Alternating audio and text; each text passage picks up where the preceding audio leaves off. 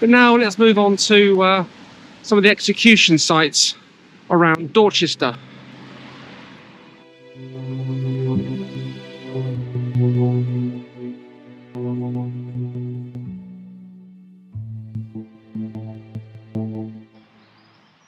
These earthworks that I'm walking into now is known as the Maunbury Ring.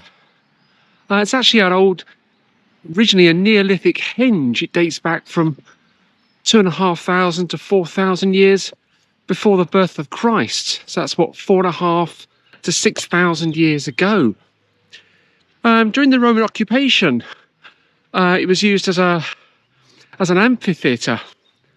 And then during the Civil War, 1642, 1648, there was a parliamentary gun in here. It was a fort which defended the south side of Dorchester.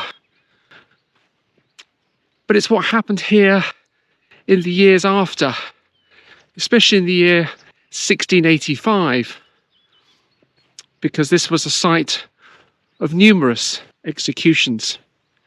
People were burnt at the stake here, and others were hung, drawn and quartered. The worst punishment that could be given down to anybody. And Judge Jeffreys, during the assizes of 1685, sentenced a lot of people to be hung, drawn and quartered.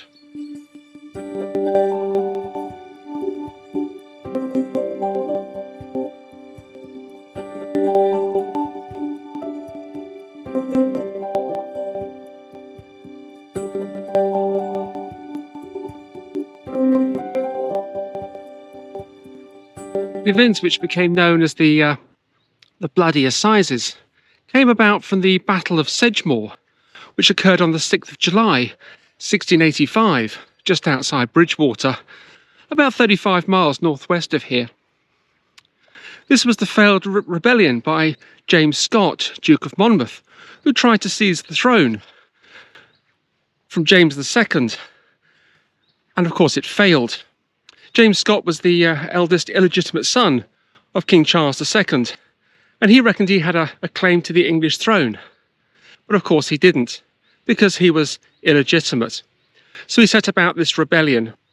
The rebellion failed, and all the men who had joined his rebellion and taken up arms against the king were all rounded up. And so was James Scott, and he was beheaded outside the Tower of London on the 15th of July that year. And that was the bloodiest execution in British history. In total, 292 people were sentenced to death here at the Assizes in Dorchester. Out of those, only 74 were executed, 175 were transported to the colonies, 9 were fined or whipped, and 54 were actually acquitted of all charges. Out of those 74, well, they were hung, drawn and quartered here, which means they were dragged to this place from the prison cells. Here they were hung by the neck until they started to choke. They were cut down. Their private parts were cut off in front and burnt in front of their face. They were disemboweled, and their bodies were cut into 4 pieces. And just before they drew their final breath, dying in agony, their head was severed.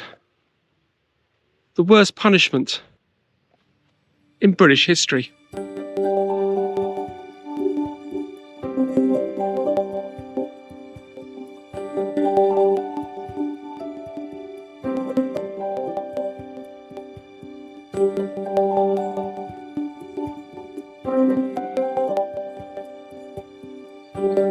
Steep banks which surround the site offered a good vantage point for all the executions that have occurred here over the years.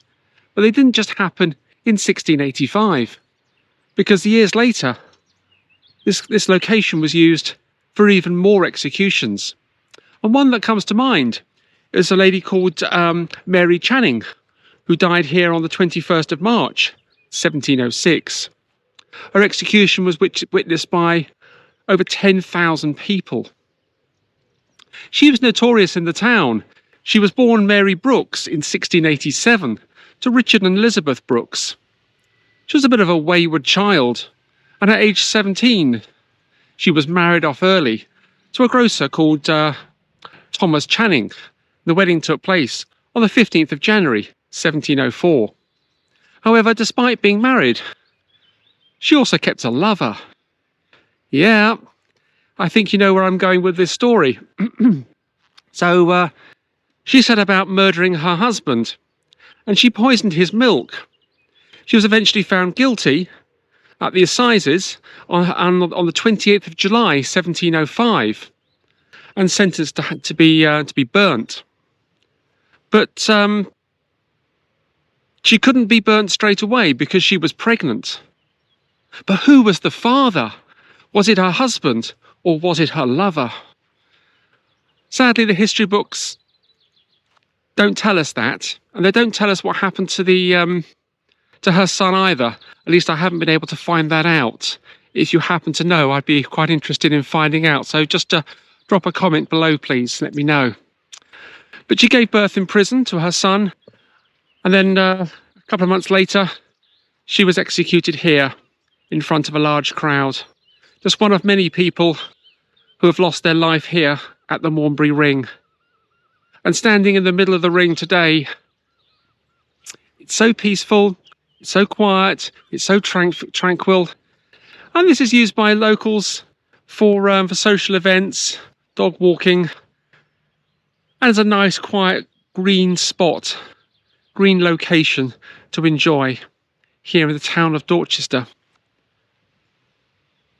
But I wonder how many people who walk through here for social occasions actually remember all the events that have happened here throughout history and the amount of people who lost their life here.